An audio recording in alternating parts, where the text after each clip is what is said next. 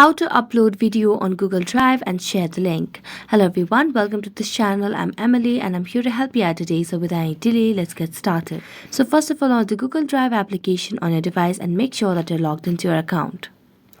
Next, tap on the new option that is at the bottom right corner of the screen. So tap on new and here tap on the upload option. As you tap on upload, you can just see all your videos over here. You can just tap on the videos option and you'll be able to see all your videos. So just tap on any of these videos over here and then tap on select. As you tap on select, make sure that you have stable Wi-Fi connection to get your video uploaded on your drive, and just wait until it gets uploaded on your Google Drive over here. So as you upload the video over here, you can just see there's three dotted lines beside the video. So just tap on it and here you can see the option of copy link. So just tap on copy link and then the link has been copied to clipboard. Now you can just share it to whichever social media or whichever form you'd want, to whichever people you want. You can just send it the link.